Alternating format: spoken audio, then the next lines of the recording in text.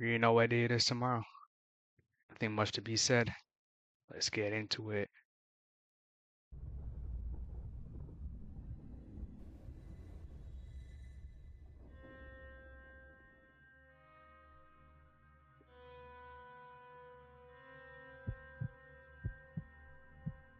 Andreas I remember this Costoro. story clearly, as it always stuck in my mind whenever I think about playing hide and seek in the dark, or whenever I pass by an alleyway. I'll never forget what happened. It was in the fall, the start of October, and me and my three siblings went to visit my mom at her apartment. I have a sister, I'll call her Jess, and my two brothers, I'll call them Mike and Eli. My parents got into a divorce 2 years before that, and we Tragic. barely saw my mother. So Tragic. this was a way for our dad to be a good parent and allow us to visit, even though he wasn't required to. My mom's apartment was in the sketchy part of town. A lot of buildings around the apartments, but it always felt so empty, even with it being so crowded. My mom's apartment was next to an alleyway, which was also considered an entrance over to the apartment complex itself. That's what I mean when I say it was in a sketchy area. If you were to search around for it, you probably wouldn't even be able to find it, unless you were to go driving down a long dark alleyway. My mom's apartment was on the second story, and my siblings and I were always excited whenever we had the chance to visit her. I loved my mom. She was small and cozy. Her apartment too was also very comfortable. It reminded me of my grandma's place, with soft furniture, unnecessary decor laying around. Another great thing about her apartment is her neighbors. A while back when we visited, we made friends with the neighbors downstairs, a boy and a girl, who I'll call Zach and Chi-Chi. Zach and I played a lot in the parking lot area of the apartment complex, next to the alleyway. Typical games like cops and robbers, tag, and kickball. But this day in particular, we decided since it was October, near Halloween, we should play hide and seek. He came up with the idea of playing it outside at night. My siblings, of course, wanted to join, and we all decided that at 9 o'clock, we'd all leave our rooms and go play. Since it was October, night came by pretty fast, and so did the dark, which resulted in pretty spooky lighting that we wanted to have. It was me, Zach, Chi-Chi, my sister, and my two brothers all playing. So once it hit 9 o'clock, we all did exactly as planned and left our rooms and joined each other outside. It was quite dark around the corners of the building, but the tall lampposts lit the parking lot with its orange rusty color. Whenever we play a game involving a tagger or seeker, we did that little game of bubblegum in a dish. So tonight we did just that, and we did it until Zach became the seeker. Everyone ran off into their little hiding spots, not too far off the complex boundaries, but not only limited to the parking lot itself. I remember I ran with my sister Jess, who I always stuck along with because she was the oldest. We ran over nearby the back of the apartment building, over by the large garbage tins. The only way to go here was to enter the long alleyway and go further down until the end of the building was exposed. And that's what we did. We figured that they wouldn't go all the way over here, so it was the perfect spot. As Zach yelled ready or not, the game began. At first, it was exciting, but the excitement quickly went away once we actually started to just wait for him to find us. A lot of silence, except the noise of the night. I started to get impatient, and so did my sister, but she whispered to me that they eventually will come by and find us. But a couple minutes later, we started to get bored. I did, at least. I said, maybe we hid too well, and she laughed. She told me that maybe we should just go and forfeit since it's becoming a little late. We started to get through the garbage bags and aside the large garbage tins, and then we were dead middle of the alleyway. That's when my heart dropped. I faced the end of the alley and met a figure standing in the alley light. I knew it wasn't anyone I knew, since the person was extremely tall, as if someone put on extra inches in their shoes to look taller. And the light made it hard to see their face since it was directly from the top, and so their hair made a large shadow on it. But then I realized something. Their hair, it was an afro, and it was colorful, like a clown wig. The worst thought came into my mind. It was a clown, and looking at the clothing, it did appear to be a clown. It wasn't even Halloween yet, so why was there someone dressed as a clown in the alleyway? What was scary was that the person just stood there, not moving a single muscle, and they were staring right at us. My I guarantee you, he approached it. Guarantee you. If he approached it, he's asking what's bad's about to happen to him. Sister pulled me back, seeing that there was something strange going on. She told me we should probably go back with the others, and so we did. We went down the long alleyway in hopes to find our friends and brothers. Luckily, we found one of my brothers, Mike, and then Chi-Chi was also there. Mike was confused as to why we were just walking out in the open. He thought we were still playing. We told them that we saw Clueless something Mike. weird, and we explained the weird guy dressed as a clown at the end of the alleyway. Where we were at was still technically in view of the clown, and so we moved aside to show them what we saw. And that's when we started to realize the situation was much more than we thought it was. The clown was closer, watching us and waving at us. Now we saw its face. It wasn't normal makeup. It was all black, like they didn't want their face to be seen. The only feature we could notice was their eyes, which to me, as a kid, made it a lot more scary. And then suddenly Chi-Chi screamed. We turned around to her, and she screamed out loud, "There's another person watching us." And she was right. It was another person, also a clown, but with green hair and longer legs. We knew at this moment we had to go. Bro, run. Chi-Chi and Mike ran away, and we didn't hesitate to follow. That's Chi-Chi what's up. ran to her room, and we ran upstairs to ours. We then met up with Eli, who was already in the room talking to our mom. Our mom gave us the biggest hugs, and we were confused. Like, did she know what happened? Eli explained that he told our mom what happened to him. Turns out, Eli was hiding in the apartment complex's courtyard, and he heard footsteps thinking it was Zach. He hid behind the bush and barely saw the person as they stepped in front. He thought Zach was about to catch him, but then he heard Zach's voice calling Eli. Eli turned and was found by Zach, saying, "I found you." That's when he turned back and looked up, and a clown was looking directly down at him. Eli ran away with Zach, and they both went to his apartment to tell his parents what happened. We explained what happened to us, and our mom was happy that we were all okay. I wished it ended there, but it didn't. Later that night, everyone was asleep, but I got thirsty. In the middle of the night, I went to get a bottle of water from the fridge, and I heard noise coming from outside the window. And looking back now as an adult, it was very stupid of me, but I went to the noise. It was weird. I remember questioning how was it possible for something to be knocking against the window, especially at the second floor. This part is what really scared the living shit out of me. When I lifted up the blinds, I came face to face with the clown. The same exact clown my sister and I saw.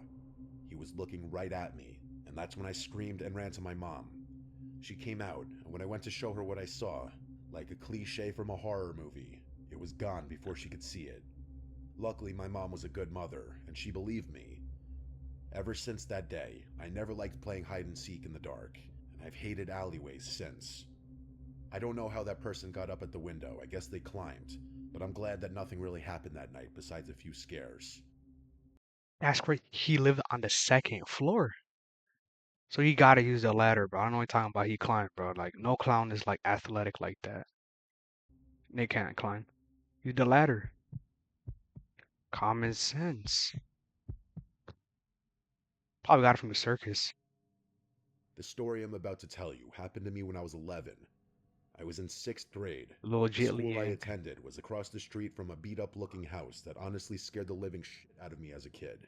It just looked old and disgusting, and I couldn't understand why, if someone was living there, why were You know the Netflix series Unfortunate Events? That's the type of house they lived in right there. they okay with how the outside of their house looked? Whenever me and my friends passed by that house on our way home from school, they'd make fun of it. I would scold them and say that the owner of the house wouldn't be too happy to see a couple of middle schoolers making fun of a place where they lived. Of course, my friends made fun of me for being scared of a reaction. L friends, I was a bro. pretty big scaredy cat as a kid, seemingly afraid of an adult's angry reaction all the time, so they were not wrong. Passing that house was okay at first, but once October came and my friends were staying after school for the programs they did, things started going downhill from there. It started in the second week of October, my first time walking home from school alone in a while. As per usual, I walked by that creepy house, but this time, something was off and different. As I passed, I noticed someone from the house window was standing still, seemingly staring directly at me as I walked by. I was freaked out by that, of course, but nothing happened besides that, so I brushed it off. But it kept happening as the days went by with me walking home from school, with that same person watching me from their window. I couldn't tell if they were a male or female, but it didn't matter to me. I was scared shitless about being watched. Yo, that I person would tell my weird. friends about it, and they would shrug it off and say that maybe the person was playing an early Halloween trick on me and trying to purposely scare me. I believed them and would scold myself for being scared easily. But a week before Halloween, as I'm doing my usual walking home alone from school motto, I noticed the tall silhouette of a figure standing on the porch of that house, watching me walk by. I was scared, but I tried to be calm and brave and walked past the house. That's when things took a bad turn. As I walk by, the figure suddenly flies down the steps and starts to chase me. I scream at the top of my lungs and put some pep in my step and start to run. It seemed like I wasn't running fast enough. Whoever was chasing me was gaining on me. The What? person was seemingly a dude, judging by the voice, and he was Why are you yelling things chasing an at me that 11 year made old? absolutely zero sense at all. Yo, those I dude knew I had weird. to hide somewhere, and quick. So I ducked into an alleyway and hid behind a dumpster that smelled horrible, trying not to make any sudden noise that would help this crazy person find me and potentially hurt me. I could hear his footsteps stop by the alleyway, and I could also hear him mumbling words to himself as he walked closer to the dumpster I was crouching behind. My heart was leaping out of my chest, and I was praying that he wouldn't peek behind the dumpster and find me. I could literally hear his breathing to the point that I felt like he was going to find where I was hiding. But then I suddenly heard his footsteps running away from the alleyway. I remained crouched on the ground as I collected myself and wanted to make sure that the man was truly gone. Once I felt like the coast was clear, I ran the rest of the way home, and as soon as I entered, I told my parents what happened, and my dad decided to call the police. They arrived at our house in 20 minutes, and they That had boy me locked explain up, what bro. exactly That dude happened weird. and which house that man came from to Chasing an chase 11 me. year old. Once they had that information, they let me and my parents know they would give us an update the next day. They stood by their words and came to find out nobody lived in that house. It had been vacant for years, which didn't make any sense. The police suggested that a homeless man or squatter most likely stayed in that house and for whatever reason decided he wanted to scare me. Nothing was done after that, and when I told my Makes friends, even sense. they were in shock and disbelief. Thanks to that day, I still get scared whenever I pass a house that looks creepy or abandoned. Even with me being 22 now, that day is still fresh in my brain. Story 3, let's go. I'm kind of getting scared, but not that much 'cause I'm a I come big from a boy. rural area in Poland. My country is still very much Christian, so Halloween isn't really widely celebrated. Many older people perceive it as satanic. Still, nowadays, many decorate their porches with stacked pumpkins. Some surprisingly made into jack-o'-lanterns, even in the countryside. At that time, I had a habit of taking my dog Susie for a walk each evening. It was mostly because Susie is rather on the larger side, and going out with her during the day was literally a nightmare. She used to hate kids and cyclists, so she would bark all the time and try to bite them. In the fall, it gets dark here pretty quickly, so 8 p.m. seems practically like the middle of the night. You can't see where you're going if there's no lanterns or streetlights. That day, it was dark already, and so I went out with my dog. There's a small road that I really like going on. It leads from the village supermarket that's quite close to my house to a church. It's not very long. It takes you maybe 10 minutes on foot. On one side of the road there's a forest, and on the other side, a large horse stud. It's pretty obvious that at night the path was practically empty, and you rarely met anyone there. I used to love the autumn vibes. Cold breeze, crunching leaves under your feet, and the feeling of solitude were perfectly nostalgic. I was walking like that, lost in my thoughts. I was approaching the end of the road, where the forest met an old stable which belonged to the local parish priest.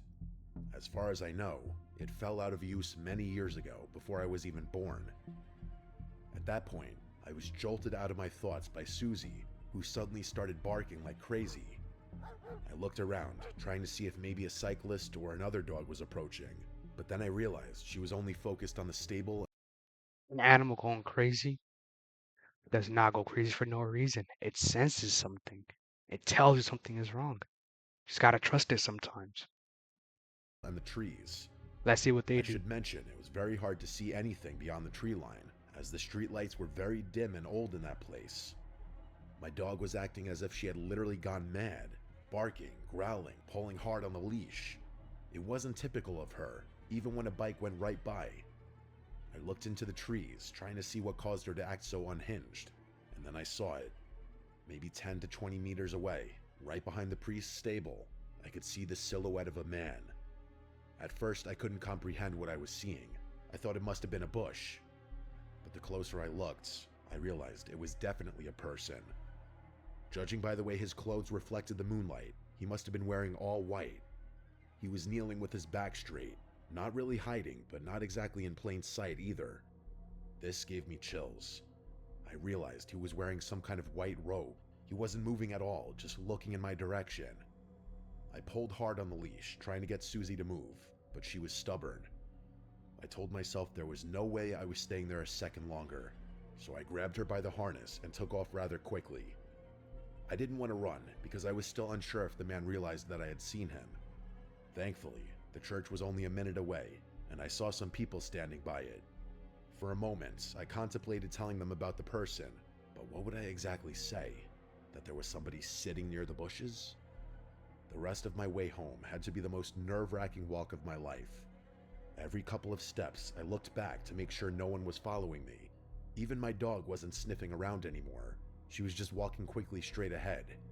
I did get home without any further problems, but I wish I could say it was the end of my story. That Oh night, shit. I was woken up to multiple sirens wailing. They went off for a good half hour. The next morning, I saw in the local news that somebody had set the priest's stable on fire. People were saying that it was probably some drunk teenagers trying to play a prank and pull stupid tricks, but I knew damn well I hadn't How would arson be a prank? Just saying. Just saying. seen giggling teenage boys the previous evening. The person I saw looked disturbingly calm, as if they were waiting for something.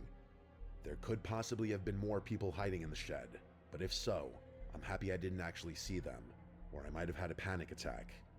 I really don't want to be the one contributing to the propaganda that Halloween is a satanic festival, but what I saw that night was really disturbing.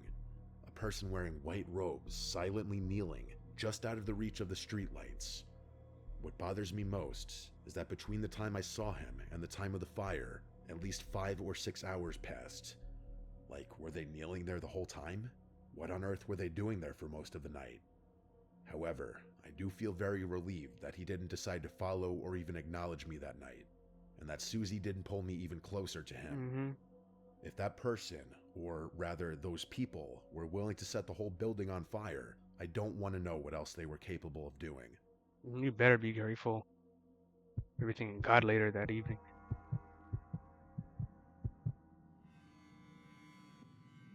Last October, I went to a pumpkin patch with my friends. It was right after school, and the air was cold and crisp.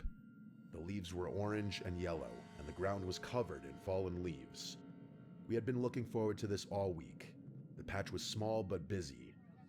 Families were walking around, kids were running with their parents, and the smell of baked goods from a small stand filled the air. We parked and grabbed a small wagon to carry our pumpkins. There were rows of pumpkins everywhere, big and small. We walked down one row and found some nice pumpkins to pick. Everything felt normal at first. My friend Kevin dared me to pick the biggest pumpkin at the back of the patch, the one that was near a little wooded area. I laughed and agreed. The path to the pumpkin was narrow. The further we went, We the already know fewer people we how saw. this is gotta The go. laughter and chatter from the main area faded behind us. I noticed the trees around us were thick, and the shadows were long in the late afternoon sunlight. The wind made the leaves rustle, and it sounded like whispers. I tried not to think about it. When we reached the pumpkins, I noticed something strange. Behind the pumpkins, near the trees, there was a figure. At first, I thought it was a scarecrow. It was standing very still with a hat on, and its arms were out like a cross. But then I realized it was too thin to be a scarecrow, and the hat moved slightly, like someone breathing under it. "Do you guys see that?" I whispered. Kevin turned and looked, but he shrugged. "Probably just a decoration," he said. I wasn't sure. I had a bad feeling in my stomach. I picked up the pumpkin quickly, trying not to stare. The figure didn't move from beyond the tree. It just stayed there. We started walking back to the main area, but I kept glancing over my shoulder. The figure seemed closer. I couldn't tell if it was moving or if my eyes were playing tricks on me. Kevin noticed I was acting weird. "Stop looking back," he said, laughing. I didn't want to. Something about it made my skin crawl. When we reached the edge of the pumpkin rows, I turned to get one last look. The figure was gone. I felt a small sense of relief, thinking maybe it was just a person walking behind the trees or someone's costume. We headed toward the stand to pay for our pumpkins. The path was slightly darker now. The sun was almost gone, and the shadows were thick. As we passed the wooded area again, I heard a crack. It sounded like a branch snapping. Kevin didn't hear it. I stopped and said, "Did you hear that?" Kevin shook his head. I turned slowly, and my heart stopped. The figure was there again, about 10 feet behind us. No arms out this time, it was just standing. Kevin noticed I stopped moving and asked what's wrong. I tried to speak, but my throat felt dry. The figure started to tilt its head like it was studying us. Then, seemingly without moving its legs, it started to move forward. It didn't even look like it was walking normally. It looked more like it was gliding, almost floating over the leaves. I grabbed Kevin's arm and we ran Run. toward the stand. Our pumpkins bounced in the wagon as we ran. I could hear leaves crunching behind us, faster than they should have if it was just walking. When we reached the main area, people were still there, laughing and eating. I looked back. The figure stopped at the edge of the pumpkin rows. It just stopped and watched. We paid for our pumpkins and got in the car as fast as we could. I didn't look back again. On the drive home, I told Kevin to promise me he didn't see anyone like that. He said he didn't, that he only saw the pumpkins and the trees, but I knew I hadn't imagined it. That night, I couldn't sleep. I kept thinking about that damn figure standing there. I couldn't stop thinking about the way it moved, the way it looked like it glided. I tried to convince myself it was a Halloween prank, but it didn't feel like a joke. That was a family-friendly pumpkin patch, and that would be way too scary for little kids. A few days later, I read online that someone had reported seeing a strange person in a costume at the same pumpkin patch. They said it was late afternoon near the trees, and the person didn't speak or move like a normal person. The story didn't give names or faces, just the report. I haven't gone back to that patch since. Every October when the leaves start falling and the air gets cold, I remember that figure. I remember the way it moved. And I remember thinking, if it had wanted to, it could have followed us all the way to the car.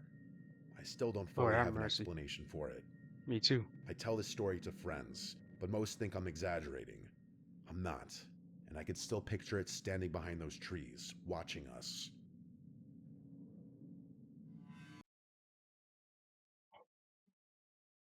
That was quite scary. Quite scary, I will say. If I was gonna rate this, be a calm little 7, 7. Not too bad, not too bad. First one was the scariest. First one was the scariest, of course. See, testing out a new camera setup. I don't know how it is. Give me some feedback on it. Using my iPhone camera this time, not the webcam. The shit, you already know what day it is tomorrow. Gotta gotta watch something scary. 'Cause tomorrow's a scary day. And that'll be it. Too much to react to next week. Peace.